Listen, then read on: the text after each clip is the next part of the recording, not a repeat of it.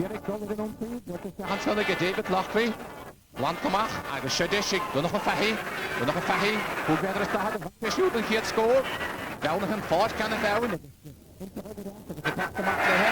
Cathal O'Reilly, Cal more Fadagashin, Achsara Higa Kumasachige, Fergal Heaney, at a devil on board, Gamachkala Porke, Shahe Eugene McEntee, Nachta Ruher, Agus, Edirik, on the Riley Vachadid on Sayach. Witchen Council Rova, Martian Hain over Hishtachatson, Ronan Collinan, Winterho, Agus Kalish Dentestig, and Fergal Heaney, Martian, Puxair, Evegown, the Hobra Dalton. Wiltamach Gama, Agus, Pachta Gadasson Son again, Cathal O'Reilly, Shahid, Tobra Dalton, Edenun Sai, Ishin Denta Gadasiga, Eugene O'Neill, Eugene, Avola and Clitter, Trust in the Poitke, Shacharan. On the here, Yesh Scorola, Kuramu, and Son again, Eugene O'Neill, Achtaravin Anachrin Journa on I'm sure.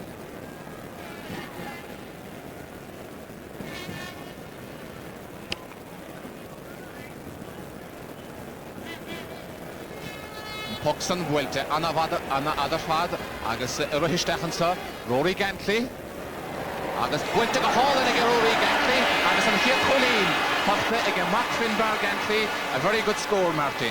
Indeed, a very good score, Micheál, and certainly there was a lot of talk and a lot of controversy about the delay in playing this minor hurling final replay. It benefited Galway because it gave this man a chance to recover from injury, and he's a very valuable player. Martin Valiv imihe Colleen Chinkeen, Agus Fergal Horgan, Team Council of Wollamach.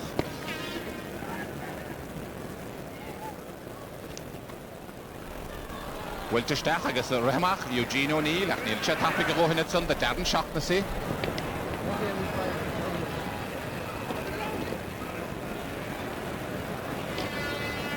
John Carroll, Agus the Tapta Gowder, Micheál Ryan, Cal Moore, Father Wig Shoot.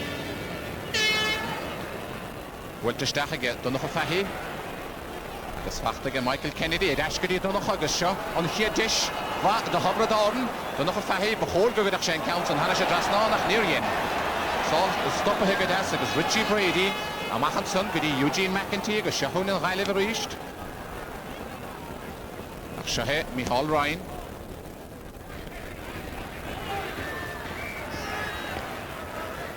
Cousin Toady na Gali, Ediana Gama, a Mach Goody, Colin Cohn.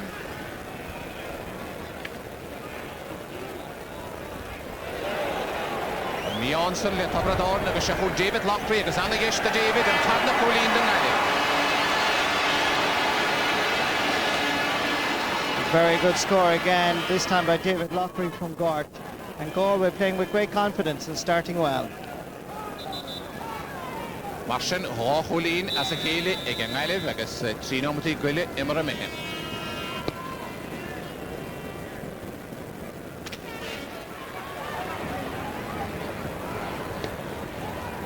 Wiltamach again, Tomas Keane. Agus Fachta get Dunach Fahi, Dunach Ishtach John Hoyle, Agus Wilta Roada Elgish, Ige Dunach. Galway, must be said, Micheál, are defending well and putting the Tipperary boys under pressure every time they do get clean possession. Martian, Nigel Murray.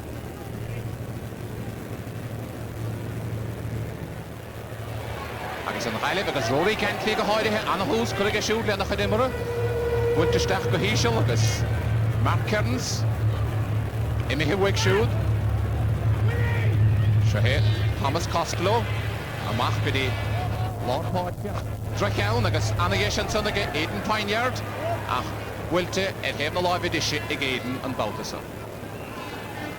Some of the striking by Tipperary in the early stages, Micheál, would seem to indicate a little bit of nervousness and just not getting the full whack of the slither to the hurl. Martian to Savadnis Far, again Niliv, Lishana Hemmert, Namar Yenidar and Hiat Lawnsa.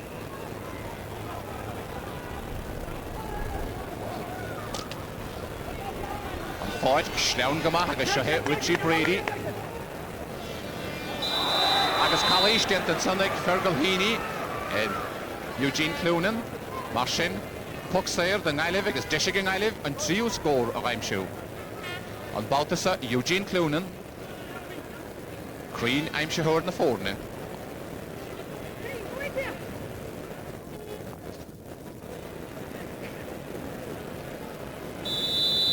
So hey, Eugene. Wait, Crab Mahaden, Pevlin agus fihe, Mark Holboide, Wiltig Mahage, agus and Trio Colleen Igalid. Relatively easy free for Eugene Cloonan, and he took it without any difficulty. Loch Takaichte, Weo, agus Minted in Earth, agus said Taku, for the Galilean saw a lot of Weddy. Agus anhúsar fad chuig an Gaillimh, Ronan Cullinan is decha Joe the Carno agus Gwiltig a hall and again Ronan Cullinan agus Colleen Ellen and the Yasser fad anhúsar an Gaillimh Marty. Indeed, and he comes from a great club, Castlegar, that produced great hurlers in the past, but a real beauty of a point here by Ronan Cullinan. Agus Shane score, Marshin, Sherry Collini as a Haley ag an Gaillimh, agus gan mehecht twisle Shane on the 3 foes.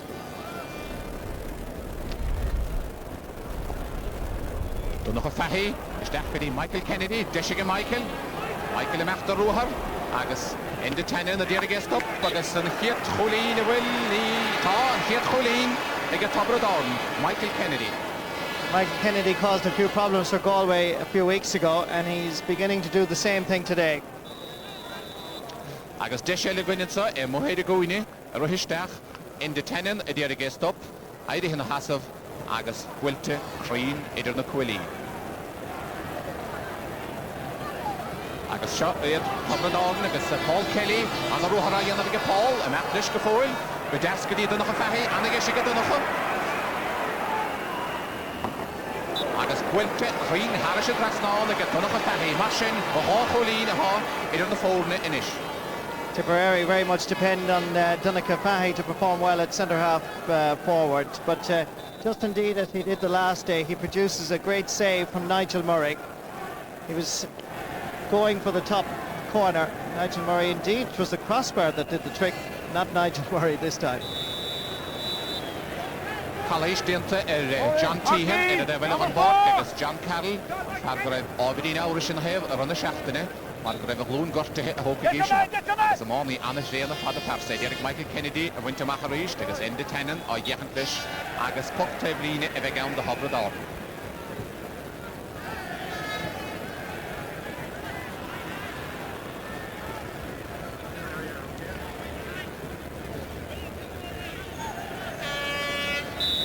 Puck Tabline, the Hobrador, Agus Michael Ryan, and he counts a Hogan Club.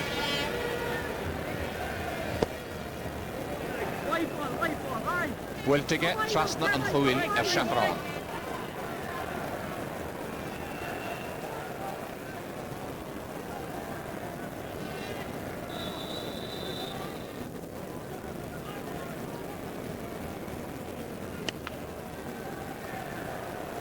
Nigel Murray, agus Kaunana Ada, Wilte Riestige.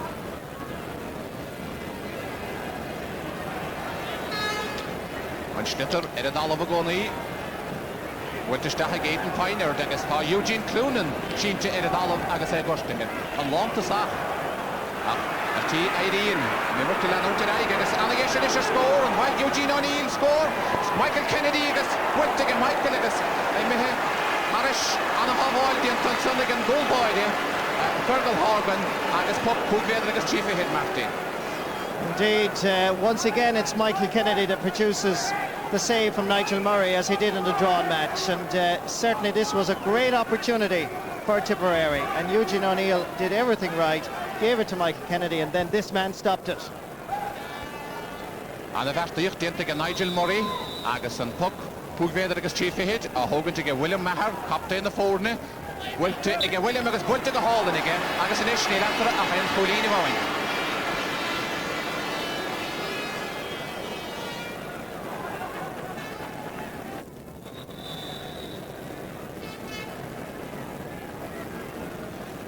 Marshin, Sherry Collini as a Kelig, and I live do she is an ish, 3 Keening at Tobradon as a Kelig.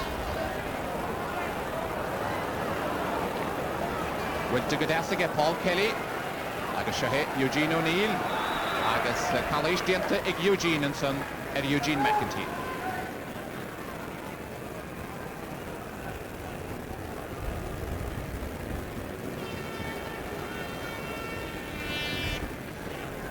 Darren Shaughnessy a hosna go lápáirce an láiderig agus siar sa lína lethúil inis mar a bhí hanas sa chréibh mógus.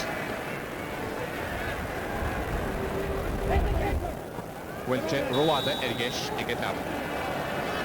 It's a strong breeze outside there as well today, and Galway favouring it in the first half. It's a very strong breeze, and it's going to be interesting to see how the teams, both in this game and indeed the senior replay, cope with that factor.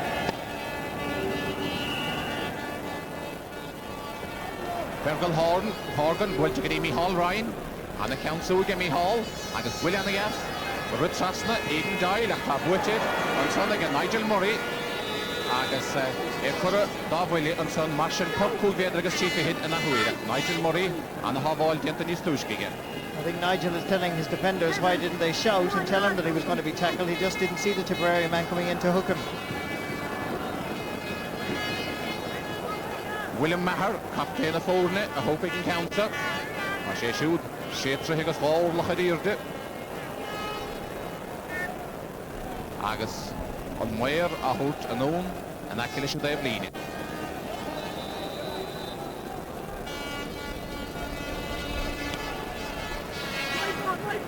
William Maher is Dacha Joe and Huil, Agus Harrishet down for the Forne post goal.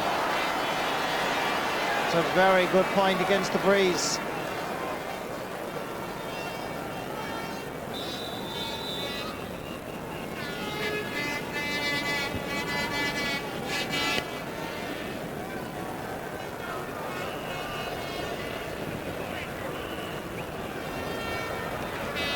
Rihistach and son, Dungaile Vegas went reached a Shacharon on Pavlov Poitke and son, Colin Cohn.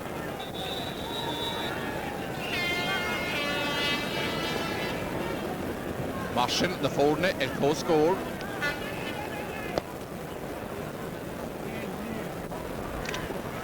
All Ryan, at the end of the man. Having the dish again.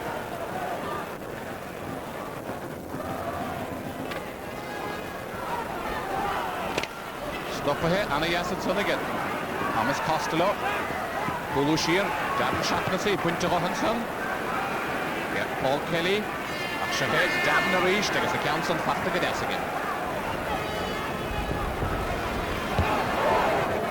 David Lockery, Agus, Roada Elish, Galore Irachti, Agur, Shachran, Martin. Certainly Galway will want to control those shots a little bit better, considering that they do have that breeze, and maybe drop them in rather than be going for scores so far out. Shahe John Tehan, Agus Endetanyan, Dungailiv, Ach Mihawig, Agus Rohistach, Declan Brown. Well, to get Nassiga Declan, Agus Tobred Orden, Correcting Keen, get Declan Brown. Right half forward, getting a very nice point, and Tipperary are playing very well against the breeze, Micheál, and I think that if they keep this up, they'll be very happy at half-time. Declan Brown around Ergesh, Gimmert at Hen Alive Clay, Agus Paul Kelly, Takahigadi Ten Alive Edition, and some Colleen Chin Costa Gadesigan. Padlock Point, Eugene McEntee, get them scored, Cora Mahega. Tumna will be pleased with that. Galway level again. Eugene McEntee doing well at midfield. Lashley Gaulish, Chidi Giedla, William Maher, Arana Lloydish, Arana Jair, Wilta Harnashigashin, Goody, John Tehan, Agus Puxair, Gunohe, Ega John Tehan. William Maher, Agus Aberdeen Gosh to have a cap below.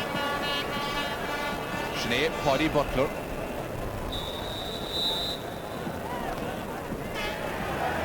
Council Wilta Gamahage, Joe the Carnoige. Michael Kennedy agus Will Coolighan. No.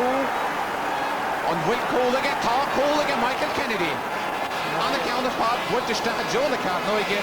Agus an Canadian Fatalakade in a dollar. Very opportunistic play here by Michael Kennedy because he kept snooping around the Galway goalmouth and finally the break came. And Nigel Murray could only just watch as that slither found the back of net. Bad defending really here. And Michael Kennedy did so well to scoop it in.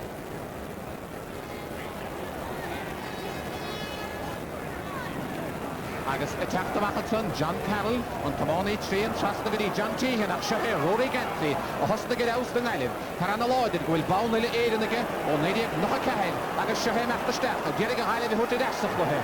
What took a Hishal Agagus, went to either the free and him a live edition on me on from Rory Gantry.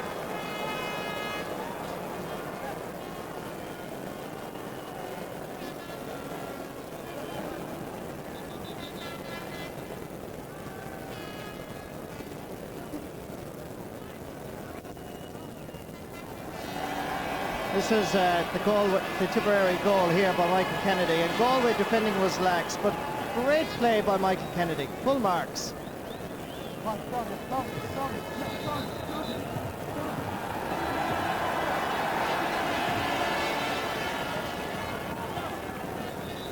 Shin, Pokamach again, the Hobred Arden. Fergal Horgan, agus Sineanson, Dinigas na Raunodi, Paddy Butler, agus Rodegan Taroige, Le Fergal.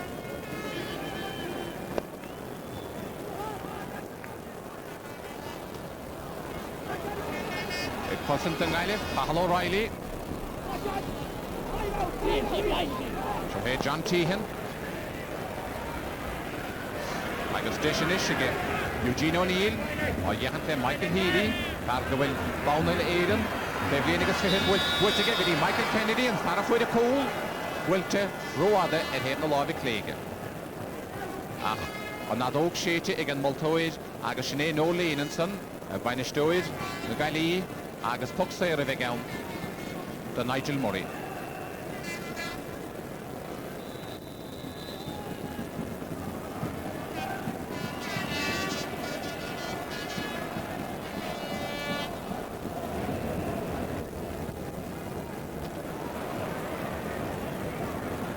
Hobred Arden, a cousin come on. Wilton again Declan Brown on the Talon. Nilene o Hobred Arden at son. Agus an Slitter Fachte. Again Pahal O'Reilly, Kelmore Fada. Agus, well, and Miole, Aidan Pinard. Beden gemech Deshelika. Wilton Staff, Agus Sarah Higgin, Fergal Horgan. Rory Gantry. With the Staff John Hooligan, putting a hole in again. Bisha sticks the car now.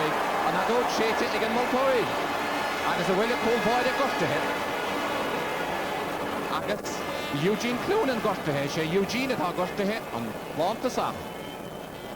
Well, full marks again to the referee here, Joe Leary, because he did blow the whistle for the Galway man being inside the rectangle before the slither arrived. Eugene Cloonan was inside on top of the goalkeeper. I think the referee was correct. Agus Sinead Eugene Gimit Nis Tushke im Leana that's the guidance good in the night for please go right here in the desert like can shin Deshin Sogin Fergal Horgan is stick agus Eugene Cloonan a Taraka is litter a sticks Carnoig and 9 hours.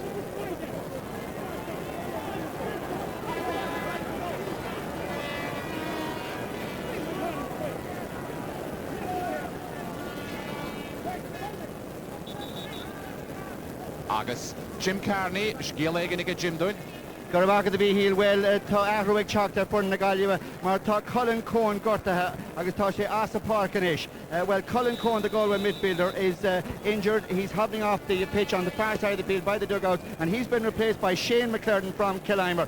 Positional change as well. Aidan Ponyer goes to top of the right, Rory Gantley to the 40 for Galway. Gormahaga Jim agus Shane McClurden, Martin, Ibriffe Hehan, Takahe in a board, agus Shahe Eugene Cloonan. He sticks a car now, go Yenivin. Will to go Hulk and Bautuson again as fast to get John Carroll. Meachta Ruhar, Paul Kelly. Jonah Carnoige agus Timmy Van Go Boy agus an Todd an Lish, Nigel Murray. Shahe Willem Maher. Stachanson goedi Dunacha Fahi, Chancega Dunacha. Dunacha Meachta Foy, Tarhige, Michael Healy, a Pachtige Declan Brown, agus Gwiltige Holtige Declan. I think Nigel Murray will consider himself very fortunate here because, first of all, his handling was not great by any stretch of the imagination. Let's look at this again. As Nigel Murray waited for the ball, he dropped it here and then he scooped it and just, well, near enough to the post.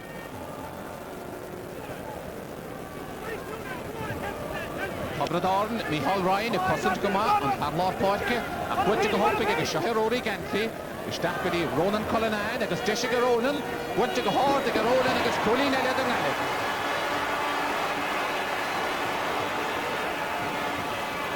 Ronan Cullinan is playing well at wing forward, Michal, and certainly that's 2 points, and both of them classy scores. Jahoid le Martin, a wig Craven the Manur on the Hokahel. Agus Shahe, David Lockery, Ishlaunahem. William Maher. Winter William Gudas, agus Rory Gantley, Mark Ronan Cullinan. Mark Perrin to Mihuig, Eugene, Cork, David Lockery, Achanadok, Shatig and Multoid, agus Puxay Revik Hound Dungalim. Eugene Cloonan, Arish, Goshtahe, Eridalov. To put it mildly, Eugene Cloonan is being very well marshalled. He is giving no space whatsoever because they know, of course, that he really is very dangerous around that goal mouth.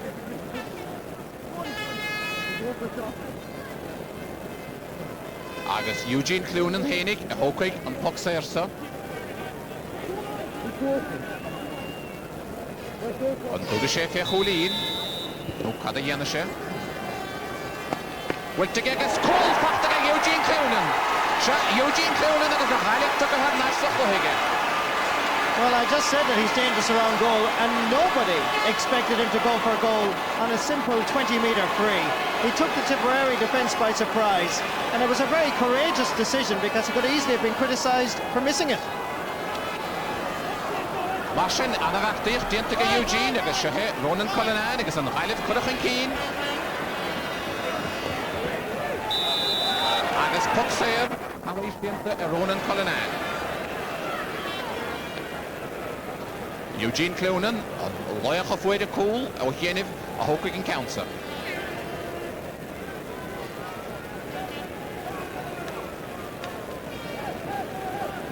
Mackley Tam, Fargoil Anober Dintige, Lan Ree. Is the port if we each, I guess, no Jarlet, Uncle Shoe.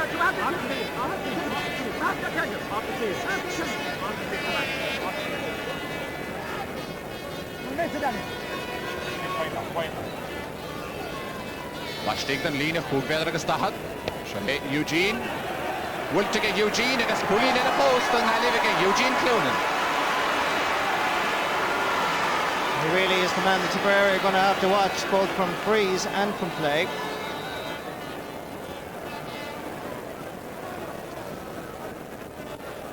On the Redian, the tiny of an Ahuedigus, Lochtakuchte, Vion Sondagus. An Archwood, and it look him in the Lord of Huedigus. And Son and Count Moordog and the Yowie. Mark Kearns, the Markety, Eugene Cloonan, and it's Collish in a post, Collish Annabaum and Eugene Cloonan. And Carta got the Varti, Soul on a year of Father Mother Eugene Cloonan, a Vodro year on Baltus. Well, Eugene Cloonan is certainly in the wars many times, and I think that you will find that Fergal Heaney's elbow was rather high as the Galway will pull forward, did a little two-step, and rightly, Fergal Heaney from Knockavilla Kickham's and Tipperary is being booked by the referee. En iemand lang holy in me shohe.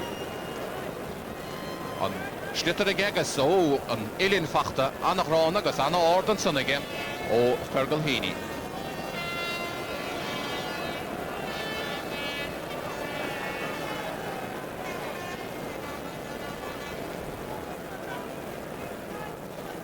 Eugene agus gortathe gcónaí agus imní Winter na Galí agus seo an pug sair an ceann ach nóigh an cóil an son bhuilte go híise aige agus imithe haris na cosantóirí ar fad. Seo ríiste a bhólan clitid imithe haris a gúlbáid an son agus haris Thomas Costello is dechan líontán agus seo Eugene eis ar a chosa ríist.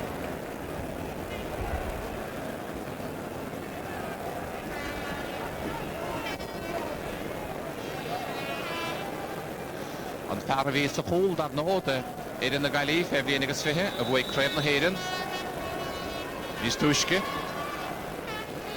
Agus seo Eugene deisige chuir leis an scór agus púlín eile na Gaillimh ag Eugene Clooney. Number 21 goalkeeper that won in All-Ireland a few weeks ago is certainly going about his business to add to his collection with 1 goal and 3 points on a personal basis.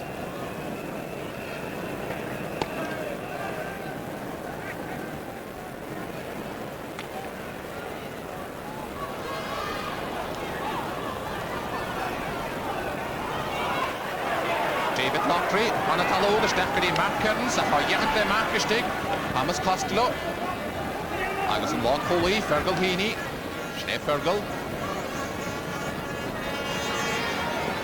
Dickinson de Dan Shackles íoch drohiacht fachtaige John Carroll. Agus a ruhisteachadson, Paul Kelly, Nigel Murray agus sin déanta go deasaige. Agus annach lána ag Nigel Murray, annach lutha á dhéanamh ag Nigel. Mark Kearns. Car a chuid cúil a cén láis de a Joe de Carloyd agus fachtaige George ag Eugene Clooney agus popéide ag gnóthe ag Eugene Clooney agus buile fós fachtaige Eugene. Eugene Clooney has spent more time, I think, holding the back of his head since this game started than his hurling. And I think, again, he's showing that he has the beating of Fergal Heaney. And the referee immediately giving a penalty, and fully deserved. This is the incident again as the ball dropped in. There was no question whatsoever, but the Tipperary man fouled him here, pulling him down to the ground, rugby style almost.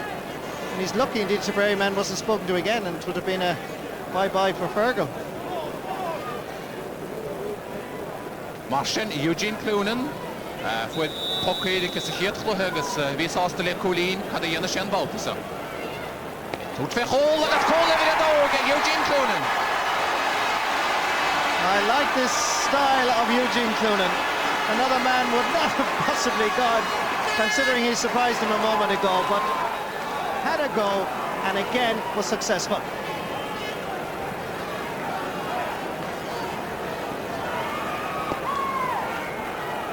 Out of 2-8 now, Micheál, Fergal has 2-3. Eugene átchluthe fada dhéanamhtige agus a cosintitson de Habradorn, Thomas Keane, Tomás Keane, agus pug sair gnóthe ag Tomás Keane agus John Carroll a hócaigh an council. Anna chóngrachta le hama agus cúil anna háchtach an son an counternach, well, an dá ceann ag Eugene Clooney.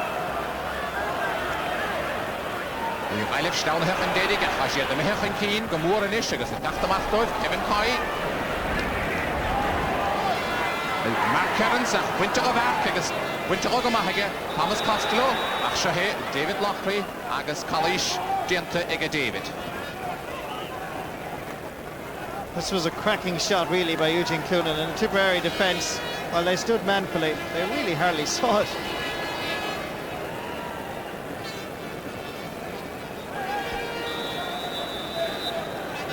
An cúlbáide Fergal Horgan a teachtamach agus mar a chin sibh leanómut go le hama agus an meileh an uachtar a láthar na huaide dó hocht le héana cúig cór na gcuitheacha agus iad a gimmert go maith.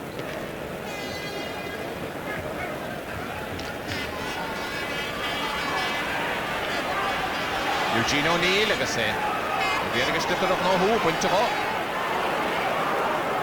Imithe ó Más Keane chomá ach John Carroll mi roiid annach an buinte go gur óraigh an agus imithe maith aras a do blíine. Rory take himach on Gúine agus Aidan Piner de mehisteach sa Chúine agus Rory gimmert de na hatslát.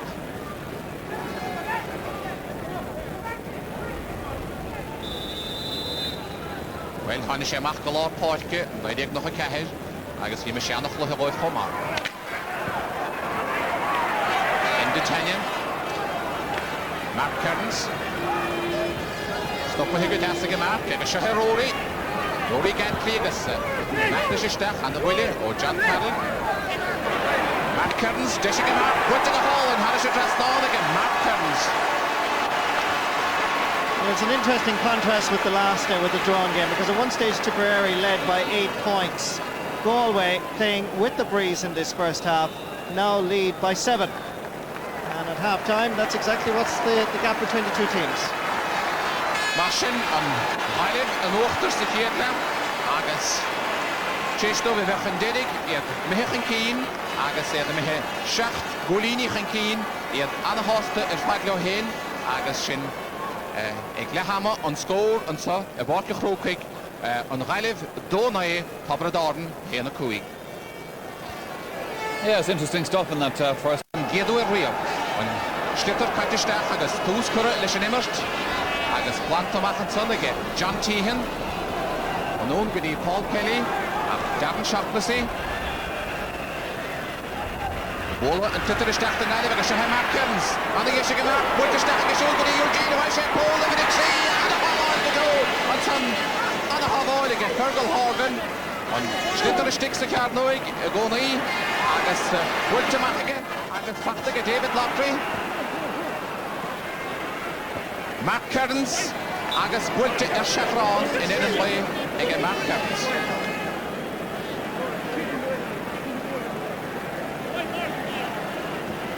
Marsin Tesheligin an Sár Háváil sin a Iskint a Ruhisteach, Lántasach, a Bóla an Titid, Lena Cruig agus Anna Háváil a Fadig a Fergal Horgan.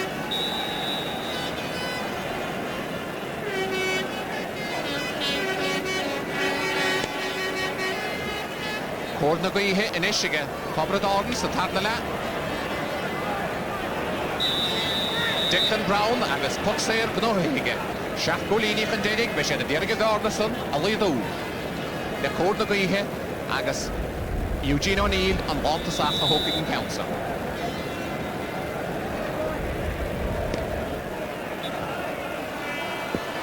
Bwylte agus cwrdd a hanes y drasnán agus yn ish Neil edrych na ffordne ach sé golini.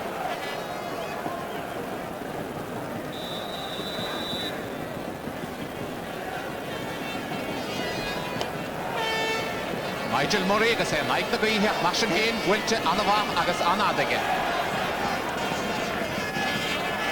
David Lockery Steffenson a Joe Cloonan i mehiwig siwd agus Costello ar y hynôn.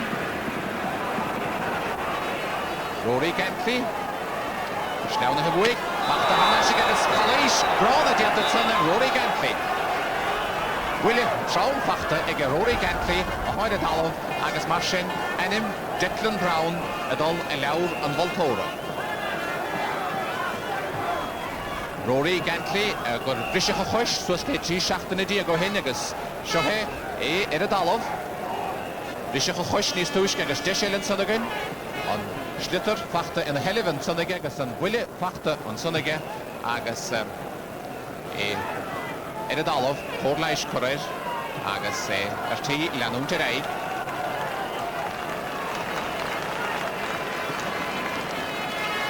Farach nog ik kref na heden hanna en neidiag nog een keher direct maar again Michael Healy. Leis na minúid.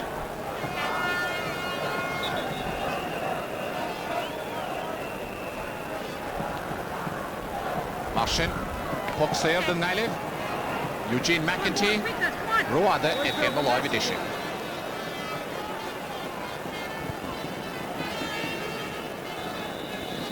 Bord na gwyhe ige Fergal Horgan.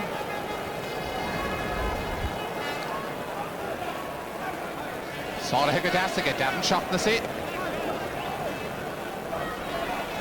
An y hongracht yn ddefline agus pwg tefline Marsin i fe gawn dy Tabradarden. An bawd ysa Mas Keen a hopig eisiau.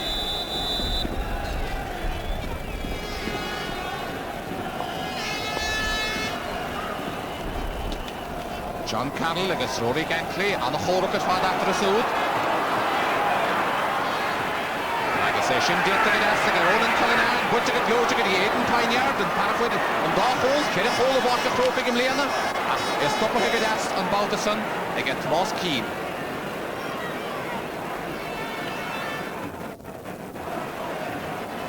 En de chórach er het allemaal gewoon agus Bachtan Michigan, Eugene Cloonan. John Carroll agus College Diantag John Eugene Cloonan. Vashin Dishigan Mallet and Gardner Aviado with the Shaqolini reached. Tipperary are finding it impossible, in fact, to cope now with a Eugene Cloonan. Every time he gathers the slither, there's trouble with a capital T.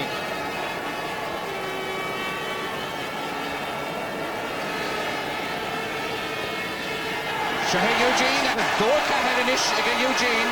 Shaqolini in the corner in that way.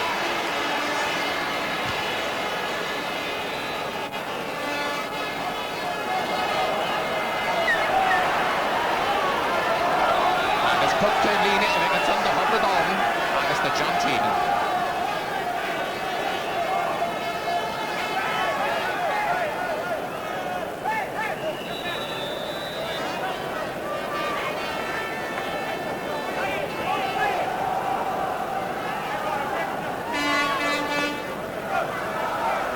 Rory Gantley.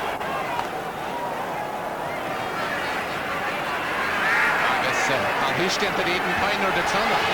Number to Lennon today. After the Fergal Heaney, and the one to be William Hickey.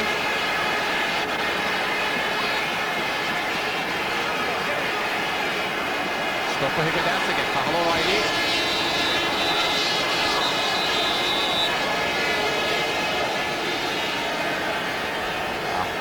Puck Schlesser. Evegaun, Bengali.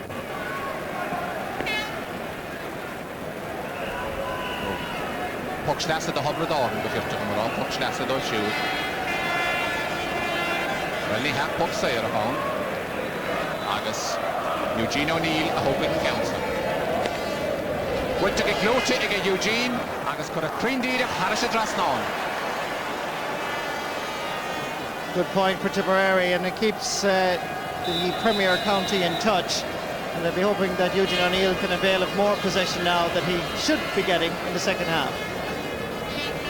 Nigel Murray and Ike na Gui and Ike na Greene. Hongrach goma on the Vline. Ronan Cullinan. Erashkudi Richie Brady. Mark Kearns. Agus Ekura da Willie.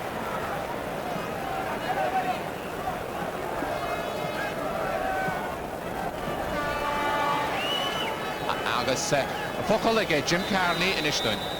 Well, I can tell you that Tipperary sideline very disappointed that Micheál Ryan, the midfielder, could not resume. He could not come out because he suffered a knee injury in the first half, and he was treated twice for that. And that's why Paul Lonergan of Ballybacon Grange is in for Tipperary. And Counson will take Richie Brady, a Schnee, Paul Lonergan, and Micheál Ryan, this fact that Ronan Cullinan. With the start for the Mark Kearns. What's your show that see you cool dog on it, and the Yanashinish? And number Cookish game and the Cookahilish row again. And this puck stay out the Hubble Dawn.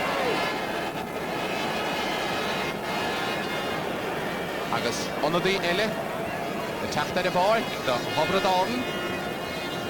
Paddy O'Brien. Pakahe at the board, though, that is Paul Kelly and Micheál on boy.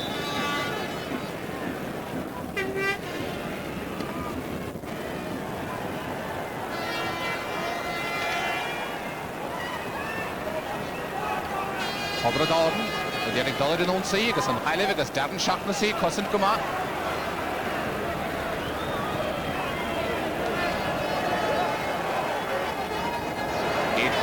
Matt Kearns. Strike down Wig, agus Tomás Keane. A Fassou, the Micheál Choma, agus Shahay, Ronan Cullinan.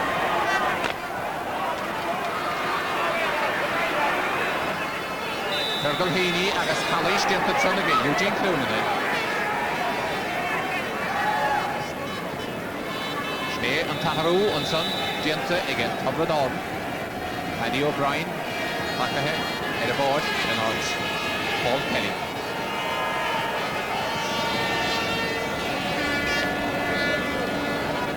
Wantamach Richie Brady, Shahe, Captain Hobradon, William Mahar, Agus Puxair, no, William. Eugene O'Neill attacked the match and he counts a Hobart.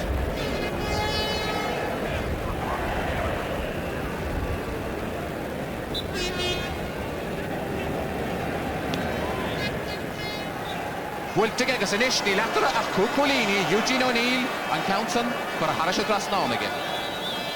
Despite Galway's superiority, that scoreline reflects not too much of a gap in standards. Tipperary have stayed with it and could well do a Galway on it. Well, Shin Hashi the Queen of Hadayanashet, Shin Skillele. Puxair and Son, the Hobradorn. Agus Shine Dini Cahill, meine Stoid, Hobradorn. Agus John Carroll, I hope he can count some.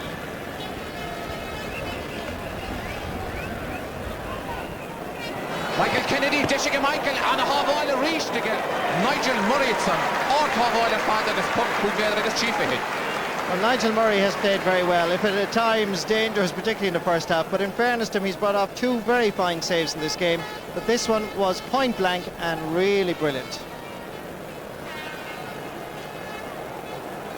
Marshin, Eugene O'Neill, Cuculini, after a lot of the way, Maureen Council.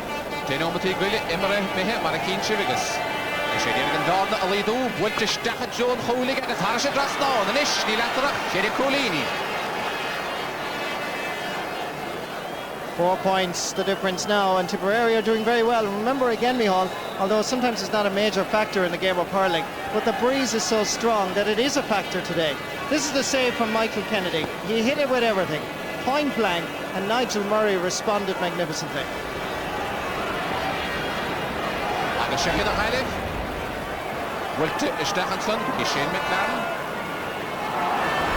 Henson, Oaden Piner, went to Ogadas again. Thomas Costello, and as Thomas attacked the mark. Obola, unclitted, goody. Tomas Keane, Yerachtud, Sarah Higadas, and Son again, Rory Gantley. Agus, Emihema, Harasha Devlini. I think that picture just a moment ago indicates how passionate Galway are about this game, where there were 2 Galway lads to 1 Tipperary man, and I think to a certain extent that reflects the story so far.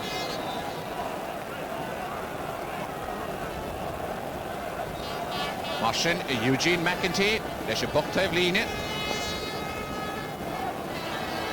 John Carroll, Agus John Kuramach, Harasha Devline, Agus Baltavonele, Puck Stassa, the Nile.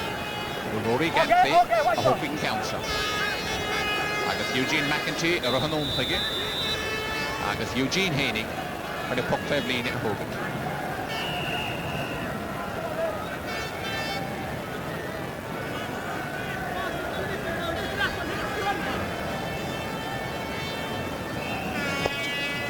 Wilt to go Hishel reached again. Agus on Baltus of Wilt to go Hulk, a Mach Harasha Devline. Mac Harrison Lee Puri er Shahran.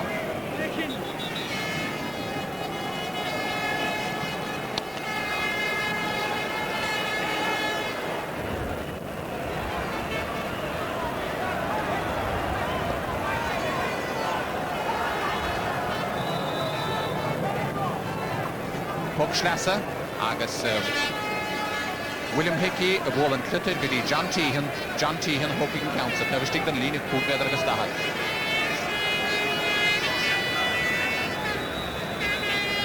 On the end of time, I know in Rahor, I'm sure, and some busted some more already. With the staff, John Carroll, count more father or John. And yes, you get Declan Brown, and at the staff. Agus Declan a capag or Dina Colley share agus a radog shade agus puppy agus shot Colley still to Declan Brown the sticks the card knowing stolen go every casting and multoid about it. Absolutely, fully correct again, Joe Leary, who's doing a fine job refereeing this All-Ireland minor final, and there was no question that Declan Brown was being fouled here going through. Had to be a penalty. Marshin Eugene O'Neill, a Hokigan counter.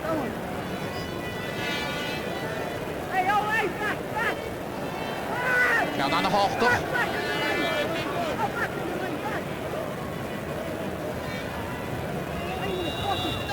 Agus cuidas na himliúidí. Bhailte go Eugene agus an hól go Eugene in isní leachra ach céan cholín amháin. Anna Hachtaníir dianta go tabradán. Well, I think it was 4 weeks ago I said this All-Ireland minor final depended on the two full forwards, the two number 14s, and I think they're having the biggest influence that you could possibly see in any match. Eugene O'Neill has now scored a goal and 3 points, Eugene Cloonan 2 goals and 3. This is the penalty, hit it well into the bottom corner. Bashin and Chluidir Hawk down the Agus. Rory Gantley, the other council, the council. A dull the hopper, Agus. And I don't shoot it or did it again, Multoid, Agus Kahashin, Litterish Hatra.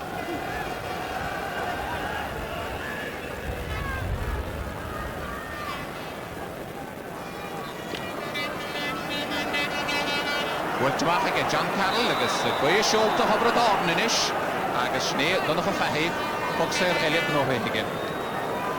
Agus Nicky English and Son, Agus, that no. Issues, and then with the council, the Gumwach, Tobradorn, and council.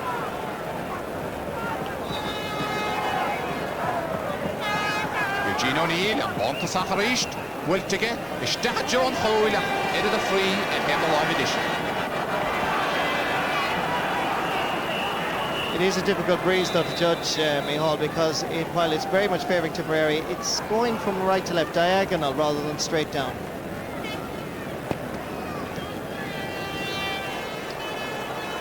Nigel Murray, Agus on the way, Ibrahidi Council, Agus Lish the Hobradorn, Agus the Declan Brown, and of Nohick and Popedic, but in a Halishin, just that again, one of a Fahy. Agus Shahi Michael Kennedy or his death, and a Hontora. Michael, let us say, took a hit on Talon, Agus Lish, this over, Eugene O'Neill on score, Agus on Fluhe, a Horamu.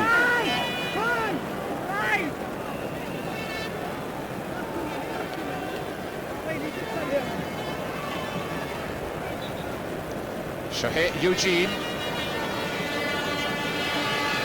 and it's on the forward at Costco. Chase the Hobradorn of a Shaq Gulini and Derek Marty, Bashe there's Costco and it's carrying on with the Corker. This could well be going to extra time, Micheál, I'm telling you now, because it's really nip and tuck all the way. You think it was Galway's game, now it's Tipperary's. Denny Cahill, I guess, well, coming is a Hoston, Sonnet. Rory Gantley. Aiden Piner, Quintigo. Shane McLaren, that is. Quintigo Dassiga. Shahe Aiden Piner. Quintigo, Aiden. And it's Hanish address now, and it's found Halleck Quintana reached. It's his first of the All-Ireland minor final replay, and it's a good one. It puts Galway back in front. Shannon Parrott, Airfoot, Hawkholds of the Hicanish, and it's Hawkholds of the Hicanish, Michael Kennedy, Wola and Tilted and Son, Paddy O'Brien. Here it's Paddy, Stopper and Son, again Eugene McEntee, Paddy Corrock and Ahue,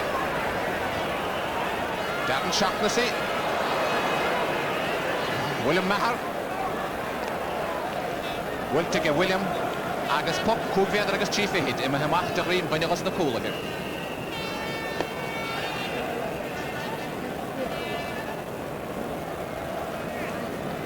Marshin, big dish again. Eugene O'Neill on score of Horamu, Baltavon.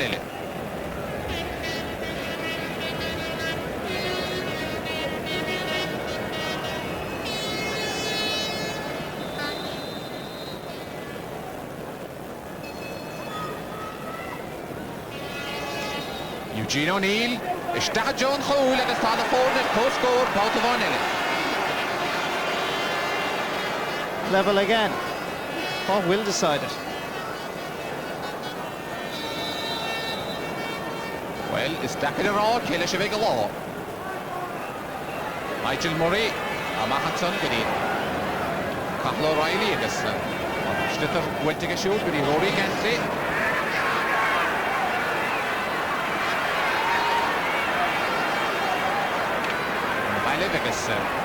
Eugene Cloonan, Idir again the Hurling Keen, and a ball it's on again.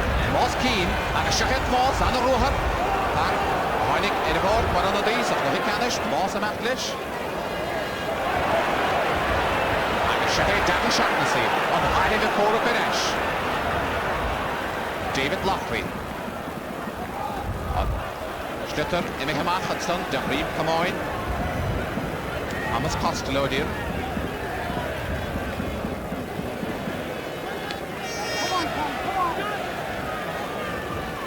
Aidan Pinard, Hoping Council.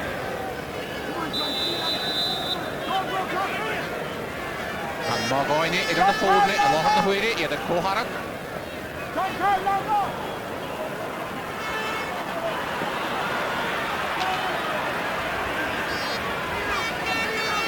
Tachtamach, this is still to the reach. Moss Keen, Delma Hartman and Hagen to get on the Rohan Baltavonelli. On the Frio. Dunach Fahi, Alish Getter, Runach, Mashin, Coxair, Eugene O'Neill, Baltavonelli, and Tachtamach, and the Council Hogan.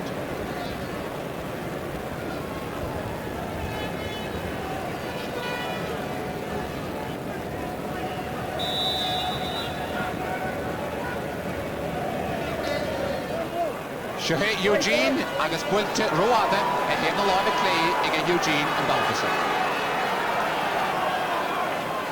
Agus Shahui Vinish, Fidin, Huntenami, a Chlichnik, at co-score, Homa, so Chloe Canish, and Igvio, Agus Bishop the Soil, Goranu, a Yanashid attaction, Sean Boylan, and son, and a mask. Agus, on the Valley of the Cosseltata, Wiltamach, the Law Park. The Derek Gullet in on say, Matt Kerrins, and it's a Croke winter of Higgett. Actually, William Maher.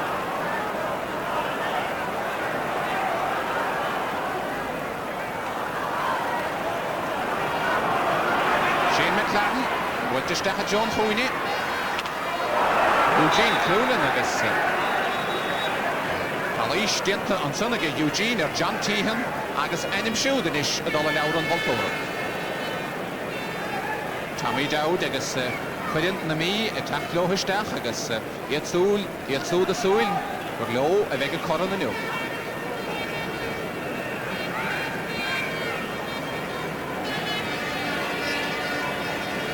Marshin Coxair, the Hobrador, Fergal Horgan, Main over the Biggest, the forward post-score post.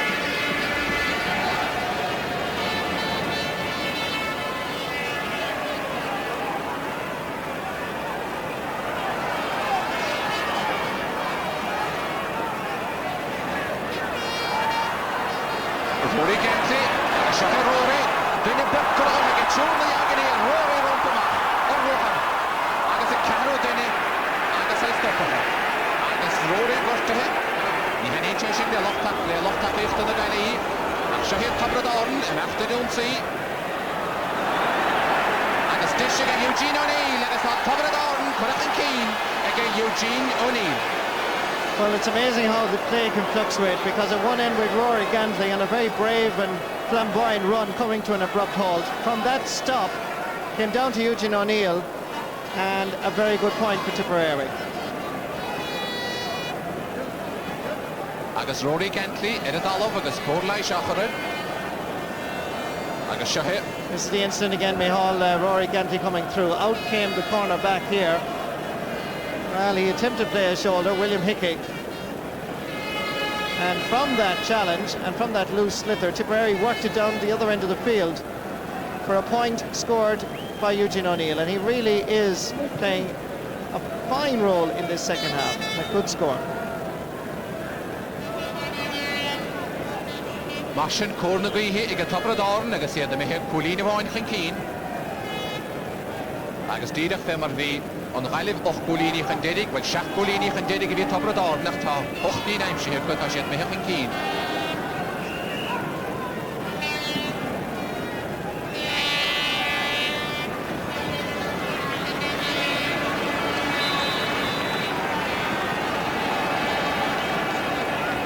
Agus Rory Gently kart below. Agus aan de Isha Wish in de Nijlip. Come on, look it up! What was Arden from the corner, please? Byddai'n tara cynta, ffongwrwch yn ddeflin yn mol toer o'r oelio ho, lanw'n tydau. Agus, snef cahal O'Reilly. Wyrtys dech ag eisiau, agus, yn adwg siete ag yn mol toer. Agus pwt sef a hwtige, da hyfryd ofn. Dyrsio gwrefel, Eugene Cloonan, y Bryher Jensir.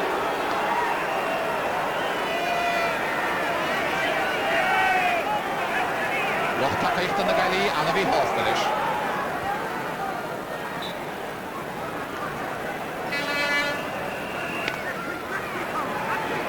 Fergal Morgan, cawn anna gael siarach.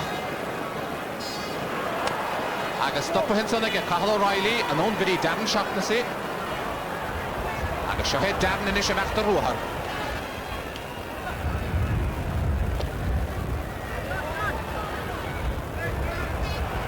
John Carroll, wynt ysdech ag agus siohed tynach o fahi, wynt ag o hysiol ag Michael Kennedy, agus yn Counson could have had a dress now again, Michael Kennedy.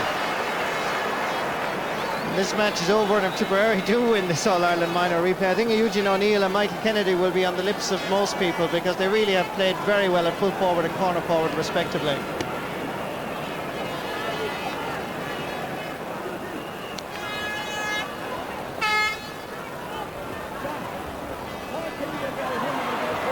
Shane McLaren. McLaren have won the stack. John the Carno against Will Grime is digging Eugene Cloonan talking out us. And I don't shake again Multoid and I don't shake again. And it's Cook saying it again the night.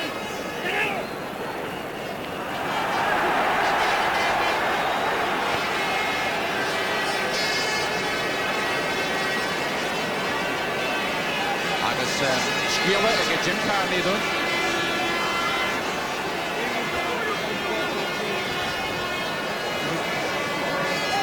Gormagadin Vihil, well I can tell you there's another change coming on the Galway team. Eamon Donoghue from the Mullier club, number 18, is coming in place of Eugene McEntee from Portumna, who played midfield at the start. So for Galway, Donoghue from McEntee. Agus Shahil yn rhaid agus Wyntis Jackson, Harris y Drasnon, Baltimore nili, ag Eugene Cloonan agus yn isli lafra ach un chwlin y foen.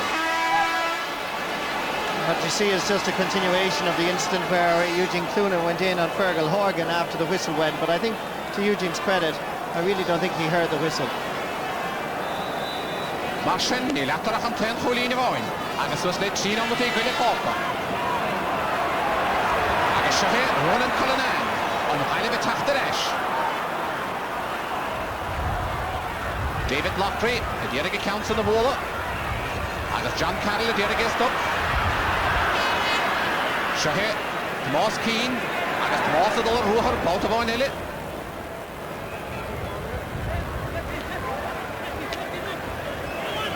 Bachta gydas yn synig y Declan Brown. Declan y Macnish, Bertine Pullet. Agus pwynt o gymach yn synig y Kevin Kye, ac yn i'r tŵt sor yma. Yn pas gyda Michael Healy, agus Shahid Michael, gywyl. Treu'r ffefryd agus fyhib bwytigas, yr un y lechwyl. Dieta Jackson, ag Ronan Cullinan, ag Shahid David Locktree. Jonah Carnogi, Eugene Cloonan, y Mihirwig. Agus y tach gymach, Fergal Heaney. Anna Plana, the Hubbard Orden. Ystach gyda Paddy O'Brien. Cawn mor ffada o Paddy, Jonah Carnogi, anna chwntor yn sy'n hynny edrych le Eden Dail, ac nir ien.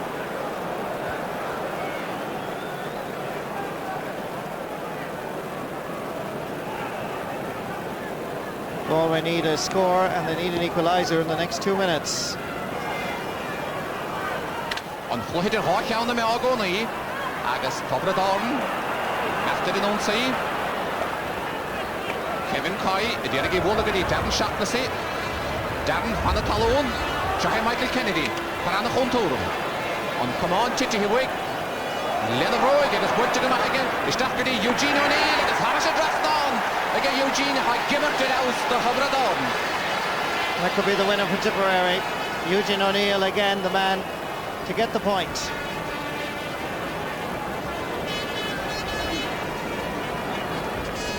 Agus Skilele again, Jim Carney doing.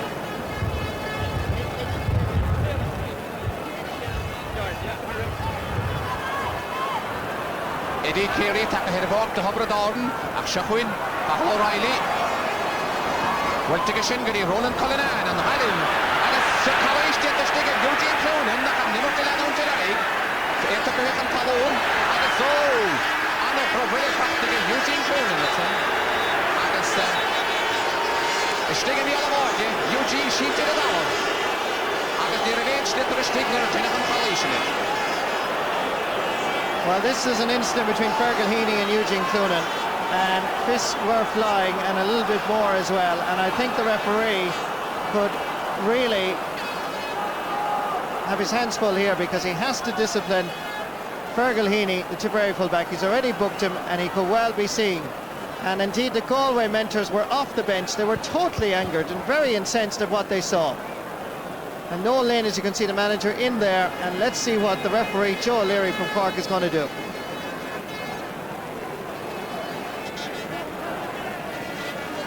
Joe Hayes and son agus Noel Lane cad a dhéanamh go moltóid a bhfuil anad éile teacht ar a bhart don Eileh.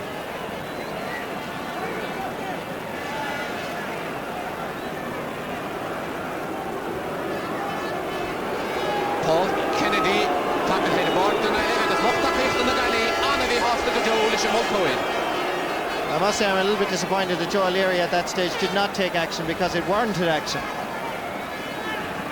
Shahid John Carroll agus Cumann Mhór Hubra Darden mar a bhain an Eileh Cole the number dearnach at fad Cathal O'Reilly ceann anna háchtach dóibh Shahid William Maher captain Hubra Darden Wiltige gadi Paddy O'Brien Paddy Stach John Cole Paddy go hárdach roada ergis.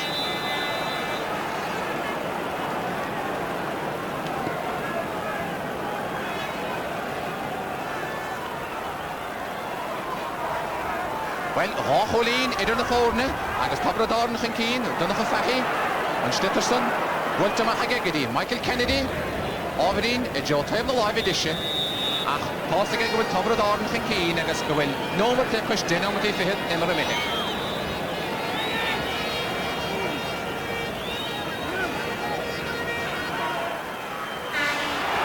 Agus béidir an seanstem na chad fad an Eileh, Meachtarsteach an na róthar ar fad. Anna Haváil go Joe, ceann fíorthachtach aige Thomas Costello, amach go dtí Tomás Keane agus Anna Ísibh de Hubra Darden in Counson.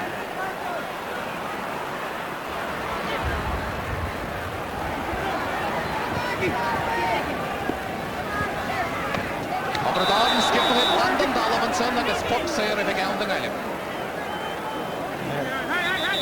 Timber's just being at a boiling point at the moment, but Joe O'Leary was correct here to give the free to Galway. Straight off the ground by the Tipperary man.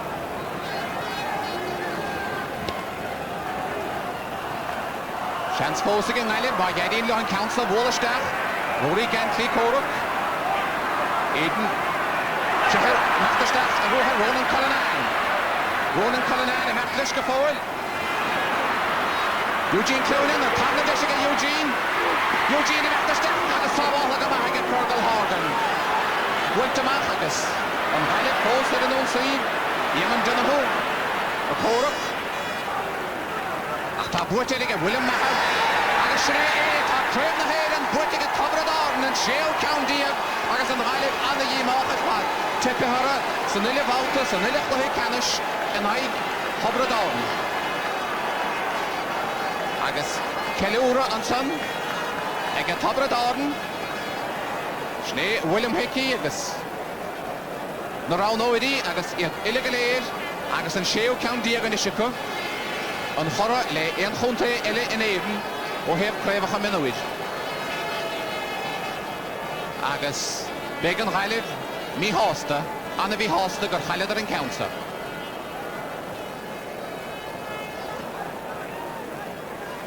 Agus gan an neirid san ar fad in éachar istigir i báid ceach. Minúir na Galí site síos ar a dóin sa agus iad anna dhíimachas fad nó léin a Meachtarsteach agus ráilethe éirí an dalamh. Agus ní thóg fá ora a bheith chodíimach agus a háid. Ach in éireann buach ag Hubra Darden le Hurling an scór dearnach Hubra Darden a dó ceartíag Gailibh dó year. Yes, an epic replay then, and Tipperary coming out successful in the end, turning around that 7-point deficit at half-time to claim the All-Ireland minor title. We have, of course, the senior game coming up a little bit later on here at Croke Park. Throw-in for that is at 3:30, where we have some music and entertainment for you after this commercial break.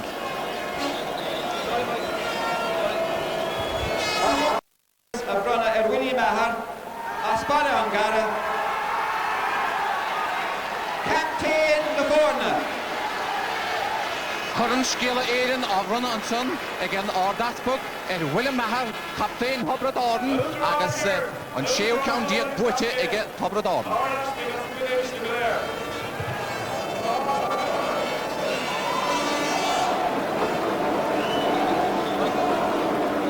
So there are the Tipperary Miners then on their victory lap after their 2-point victory over Galway in that replay. The Galway Miners have already left the field, and I must say that when they were going off, they went off to a tremendous ovation from the Mayo supporters down at the canal end, who obviously enjoyed the game of hurling that they have just seen and had given their support to Galway. Tomas Mulcahy is with me here in the presentation panel, and we'll get his assessment of what we've seen in that replay. Tomas, what a great comeback by Tipperary, 7 points down at half-time. Yes, Michael, and we were saying that at half-time though, that 7 points with the wind that was there wasn't a great lead in a sense, you know, and I think Tipperary can thank their full forward line, and especially Eugene O'Neill in the full forward position. I think he had a tremendous game. Not alone did he play well himself, but I think he kept the likes of Michael Healy very, very quiet today, and he was a dominant factor the last day for Galway as well. And himself and Michael Kennedy, corner forward, looked to be very, very good, promising players for Tipperary. And I think Tipperary used the ball a lot wisely in the second half as well, playing with that big wind, you know, that they kept the ball in play a lot more than Galway did in the first half. It is interesting, in fact, that the two full forwards, because so much of that ball was going in with the wind factor into the full forward division, both of them are outstanding hurlers. Eugene O'Neill proving, I suppose, the better in the second half, as you said. Yes, I suppose it's a game of the full forwards, really, and in an All-Ireland final where you see 3 goals being scored by penalties, and it's from the two Eugenes as well, you know, Eugene Cloonan and Eugene O'Neill. Again, as I said to you, he had a tremendous game. From free taking, he seemed very, very confident in the ball, and his free taking was very, very good. And again, from general play, when he got the possession, he knew where the posts were. Galway in the second half did not score well against the breeze. Now this is something that Tipperary had managed to do. They kept themselves well in touch in the game, where Galway struggled a lot in the forward division. They struggled a lot in the forward division in the second half, Michael. They seem to overcarry the ball an awful lot, you know. I mean, okay, against the wind you have to take a certain distance, but they seem to be carrying it and running into tackles when maybe releasing the ball a lot earlier would have yielded points for them. Tipperary did it very well in the first half. They took their few points, and they got a goal against the wind as well, which set them up for the second half performance, really. There will be one incident tomorrow that I suppose will frustrate the Galway mentors and the team after this match. It was where Finbar Gantley was going through, or young Gantley I should say, was going through with the ball at this stage. He appeared to be fouled, but in fact the ball went against him, and Tips got the score that put them in the lead.